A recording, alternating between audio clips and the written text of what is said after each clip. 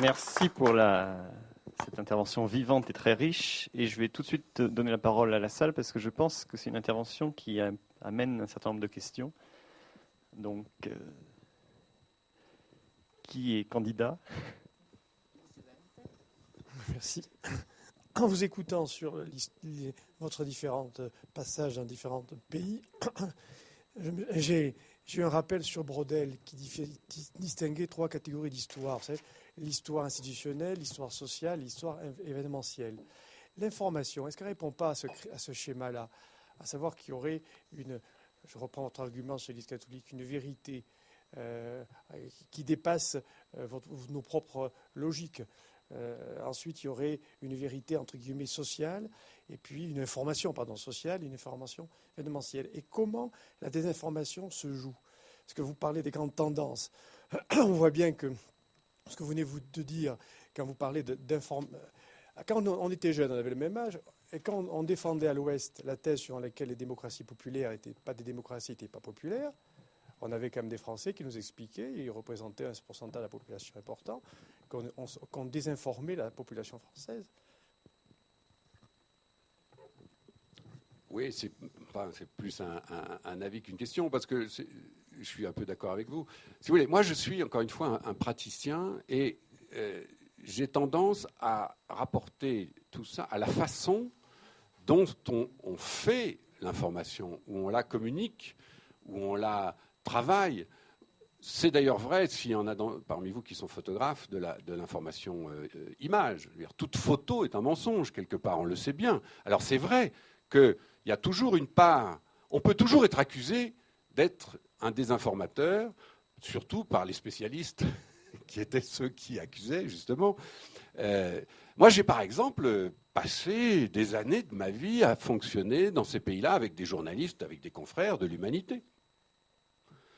Et je me suis toujours demandé comment ils faisaient pour voir la même chose que moi et pour rapporter le contraire dans leurs articles. Mais je me suis toujours, en lisant leurs articles de temps en temps, je me suis toujours dit, est-ce que c'est pas moi qui me trompe?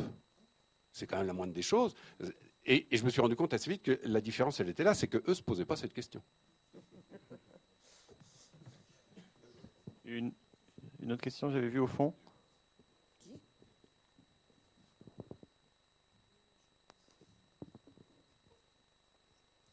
Je voulais savoir combien de temps on pouvait résister à cet environnement mensonger, comme vous l'avez fait. Et c'est vrai qu'à la télévision, quand on voit les grands reporters, notamment de l'époque de l'URSS, je pense à Ulysse Gosset. On les voyait toujours au milieu de la place rouge, avec une toque en fourrure sur la tête, une barbe, assez secret, assez agent secret, la langue de bois. Et c'était toujours la rédaction à Paris qui apportait une petite note, un petit commentaire qui donnait à penser que ce qui avait été dit n'était pas tout à fait vrai, une petite plaisanterie. Donc, combien de temps peut-on résister à ce bloc de glace de mensonges? Alors, ma réponse sera simple. Ce n'est pas une question de temps. C'est-à-dire que, enfin, si quelqu'un qui c'est arrivé d'ailleurs dans les années 50 et 60, c'était moins vrai dans les années 80, mais ce qui est arrivé, c'est que, par exemple, un correspondant à Moscou reste 30 ans à Moscou. Et le type, effectivement, au bout de 30 ans, c'est pas possible qu'il soit pas contaminé quelque part, ou contaminé, soyons clairs, dans le rapport de force qu'il y a avec la censure, les ministères, le pouvoir, le parti, le KGB, etc., le rapport de force, à un moment, vous craquez un peu, quoi. C'est-à-dire que quand vous savez, par exemple, vous citez Ulysse Gosset, qui était donc le correspondant de la première chaîne de télévision française, TF1. Ulysse Gosset, il savait très bien que tous ces traducteurs et tous ces monteurs étaient sélectionnés par le KGB. Il n'y avait pas d'exception. C'est-à-dire que vous savez très bien, quand vous êtes journaliste à Moscou, que l'interprète que vous allez utiliser, pour peu que vous ne parliez pas la langue, mais si ce n'est pas un interprète, c'est un feature ou quelqu'un qui vous conduit dans une ville. Il y a toujours quelqu'un qui est là comme par hasard et dont vous ne pouvez pas vous passer. Il faut simplement se dire, n'oublie pas que ce soir, avant de se coucher, elle va rédiger son petit rapport. Parce que sinon, elle ne fait pas ce métier-là. Et sinon, elle est virée, la fille. Donc, qu'elle soit honnête ou pas, De toute façon, la fille qui est en train de faire l'interprétariat pour Ulysse Gosset, le soir, elle va faire son petit rapport. Moi, j'ai connu ça pendant des années et des années. Bon, il suffit de le savoir et puis d'essayer de juger un peu la personne qui vous accompagne. Est-ce qu'elle est sympa, pas sympa, ouverte, pas ouverte? Toujours être très prudent, jamais croire ce qu'elle dit. Mais en revanche, ne pas non plus la prendre pour un pion du KGB ou de la dictature. Alors, c'est très compliqué. Ça fait partie du métier, si vous voulez. Quand vous êtes grand reporter ou correspondant dans un pays comme ça, c'est encore vrai d'ailleurs de la Corée du Nord, de la Chine, de Cuba. Bon. Ça a été vrai aussi dans des dictatures qui n'étaient pas forcément socialistes. Hein. Il y a eu aussi des dictatures, disons de droite pour simplifier, dans lesquelles les journalistes avaient exactement les mêmes problèmes. Mais il n'y avait peut-être pas ce côté totalitaire dont nous parlions tout à l'heure. C'est-à-dire que c'est quand même dans la dictature marxiste, ou les marxistes-léninistes, disons, où est allé au plus loin le côté totalitaire du pouvoir, du langage, du travail, etc. Mais encore une fois, Ulysse Gosset, que je connais bien et qui est le journaliste le plus honnête de la Terre, et puis croyez-moi, s'il y en a un qui n'est pas communiste, c'est lui, il faisait avec ses moyens. C'est-à-dire quand vous avez à faire 1 minute 30 de télévision pour donner une information, 7 minutes 30, vous allez mettre une journée pour la réaliser. Il faut aller quelque part. Pour aller quelque part, il faut demander l'autorisation. Bien entendu, vous ne pouvez pas sortir de Moscou. Pourquoi toutes les vues pendant des années et des années et des années, c'était Moscou? Vous dites la place rouge. C'est simplement parce que vous ne pouviez pas aller en dehors de Moscou sans avoir une autorisation 15 jours à l'avance. C'était pour ça que tous les journalistes faisaient du Moscou. Moi, j'ai connu ça et j'ai connu, à un moment précis, l'autorisation sous Gorbatchev, justement, c'était les premières autorisations d'aller en dehors de Moscou. Croyez-moi, on s'en est pas privé. Tous les journalistes, on n'arrêtait pas d'en demander, on y allait, on allait voir. Moi, j'ai découvert à 70 km de Moscou un monastère que personne ne connaissait. 70 km. 70 km, pas 700, pas 7000. Donc, ça a été comme ça pendant des années et des années. Donc, Ulysse Gosset, il a fait ce qu'il pouvait, comme tous les journalistes de la télévision française là-bas, ceux de France 2, ceux de TF1 que j'ai connus, tous, sans exception, étaient des types honnêtes. Tous, sans exception, se sont trouvés confrontés à cette espèce de jeu un peu étrange, de rapport de force un peu étrange, de négociation permanente avec le pouvoir. Mais la plupart ont été vraiment de bons informateurs. On avait la chance, les Français, les Italiens en général, étaient de bons informateurs. Ce qui, paradoxalement, n'était pas toujours le cas pour les Anglo-Saxons, qui avaient moins la connaissance du lieu, qui peut-être, je ne sais pas, qui avaient une autre culture. Une dernière question en guise de conclusion?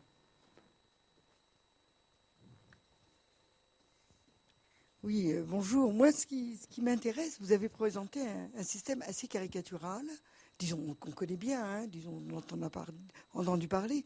Mais en fait, on voit qu'actuellement, à la lueur des dernières élections, moi aussi j'ai été élu hier, donc on voit qu'en fait, ça existe aussi. Ce qui m'interpelle, qui m'interroge, hein, je me dis, quelle est la part active, on dirait la part active consciente du journaliste pour orienter, et la part, je dirais, à ce moment, je ne vais pas dire inconsciente, mais plus personnelle, que j'appellerais pyrandélienne. À chacun sa vérité, c'est-à-dire, bon, le journaliste, il a après quelque chose de lui. Et on voit au niveau du curseur, est-ce qu'il y a, disons, c'est ça qui m'interroge, si vous voulez, au niveau par exemple, des campagnes qu'on vient de vivre, on voit bien, il y a un curseur, et ça, je ne sais pas comment on le déplace. Alors, effectivement, ici, il est caricaturalement, on voit bien, il est plus poussé, c'est-à-dire la part personnelle du journaliste, mais on voit bien, disons, au niveau des campagnes électorales qu'on vient de vivre, et même à un autre niveau, je fais du syndicalisme, je fais la même conférence de presse. Il y a 15 journalistes, j'ai le même texte. Alors, disons, souvent, je prends, parce que, pour savoir, je vois dans la presse, alors effectivement, après, c'est les phrases qui sont enlevées, les morceaux, et ça donne bien sûr, des textes qui n'ont rien à voir. C'est-à-dire, en plus, des messages qui n'ont rien à voir par rapport à celui. Alors, le curseur, comment... C'est pour ça que j'ai commencé ma troisième partie en vous soulignant que c'était imparfait. Hein. C'était la phrase de Churchill que vous connaissez tous, la démocratie, c'est le pire des régimes, à l'exception de tous les autres. C'est imparfait et l'information en régime démocratique et la presse en régime démocratique est incroyablement imparfaite. Et j'ajoute, elle l'est de plus en plus à mon avis. Alors c'est peut-être aussi que je suis un vieux de la vieille et que ça fait 30 ans que je suis là-dedans, mais je suis de plus en plus inquiet par la fragilité du journalisme, des journalistes en général dans notre société politique et économique. C'est-à-dire qu'en réalité, ils sont de plus en plus fragiles, d'abord parce qu'au-dessus d'eux, il y a des gens qui sont d'abord des contrôleurs de gestion et des directeurs qui leur imposent des formatages de s'adresser à un public. Regardez, par exemple, un petit exemple tout simple. Aujourd'hui, vous n'avez pas été sans noter que sur les radios et un peu sur les télés et un peu dans la presse écrite, mais surtout sur les radios, au fond, ce que c'est un journaliste qui rentre d'un pays, tout le monde s'en fout, ça n'a aucune importance, puisque de toute façon, on demande d'abord aux auditeurs ce qu'ils en pensent. Hein? Alors, Poutine, oui, je m'appelle Chantal, je suis à Charleville-Mézières, je trouve quand même que Poutine, franchement, Poutine, c'est pas possible, il faut arrêter, enfin, c'est pas possible, vous vous rendez compte, il tue des journalistes. Dans le studio, il n'y a pas un type qui rentre de Moscou et qui dit, écoutez, voilà, je vais vous dire ce que j'ai vu, j'ai enquêté, j'ai passé 3 semaines, voilà exactement ce qui se passe avec les journalistes, etc. Non, alors, oui, moi je m'appelle Albert, je suis de Toulon, mais elle a complètement raison, cette dame. Je voudrais dire à quel point je suis d'accord avec lui. L'information aujourd'hui, c'est quand même ça, à 90%. Moi, je suis horrifié de cette tendance. Parce que, évidemment, on enfonce des poncifs que l'on ressasse, et bien entendu que la brave dame de Charleville-Mézières, tout ce qu'elle sait, c'est ce qu'elle a vaguement entendu, peut-être d'ailleurs, d'une brave dame de la banlieue parisienne 3 jours avant. Et moi, je suis complètement horrifié de ça. Je me dis, mais attendez, et les gens qui savent dans tout ça? Or, pourquoi je vous parle de ça? C'est parce que j'ai un ami qui est à Europe 1 et qui justement s'insurge aussi de ça, qui dit on est devenus maintenant, les journalistes, on est devenus des passe-micros. Alors madame, oui, vous habitez où? Vous avez quel âge? Bon, alors quel est votre sentiment sur la hausse des prix? Bon, monsieur, écoutez, ça augmente. Ah, très bien madame, ça c'est une info, remarquez. Hein, alors que le débat du jour, enfin du jour, de la semaine, du mois, c'est le pouvoir d'achat, on passe sa vie à entendre des gens qui nous disent que les prix augmentent. Merci, j'avais remarqué. Or, le journaliste dit, moi, jusque-là, mon réflexe, c'était de prendre la parole derrière, en train de dire, écoutez, madame, j'ai bien noté votre avis et je vous en remercie, mais enfin, les dernières statistiques de l'INSEE disent ceci et cela. Le directeur de la station, qui s'appelle Jean-Pierre Elkabbach, qui est un peu connu, lui a interdit de dire ça, parce que sinon, on a l'impression de brider l'auditeur. Donc, il faut que l'auditeur s'exprime jusqu'au bout, donc il n'est pas question de le contredire. Et c'est ça la dérive. Deuxième dérive, qui plutôt illustre ça, et j'en aurai fini. Mais c'est quand même quelque chose qui, moi, m'a complètement sidéré. Quand j'étais directeur de la communication du Conseil régional de Bourgogne, je crois qu'il y a 1 ou 2 Dijonnais dans la salle, j'avais, parmi la principale façon que j'avais d'expliquer le travail du Conseil régional, c'était toutes les semaines, j'avais une page complète dans les 4 journaux de la région, les 4 quotidiens de la région. Donc la région Bourgogne, c'est 4 départements, et coup de peau, il y a un quotidien par département. Donc le journal du Centre dans la Nièvre, journal au Saône-et-Loire, Bien Public dans la Côte-d'Or et Yonne Républicaine dans l'Yonne. Et j'avais, par contrat, bien sûr, une page complète tous les vendredis où je faisais ce que je voulais, puisque c'était de l'achat d'espace. Et d'ailleurs, c'était bien marqué, c'était pas information, c'était cette page est faite par le Conseil régional, elle n'engage que lui, etc., etc. Et là-dedans, j'avais toute une petite équipe qui travaillait et qui donnait les informations du Conseil régional. On fait ceci, on fait cela, etc.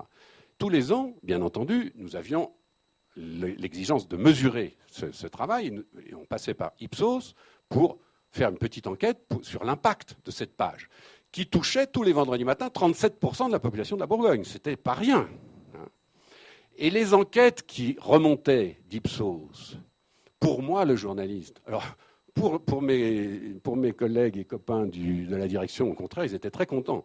Moi, je ne disais rien, mais j'avais le dos glacé. Les enquêtes disaient, la page du Conseil régional est plus lisible que les autres pages du journal. Alors, ceux de Dijon connaissent le Bien Public, qui est quand même un des journaux les plus mal foutus de l'histoire de la presse. Je pèse mes mots. Mais, alors, la page du Conseil régional était plus lisible, plus, je ne sais plus, plus ceci, plus cela, et tenez-vous bien, à 61%, c'est-à-dire c'était le chiffre le plus élevé dans la comparaison, à 61% plus crédible que le reste du journal, dans les 4 départements.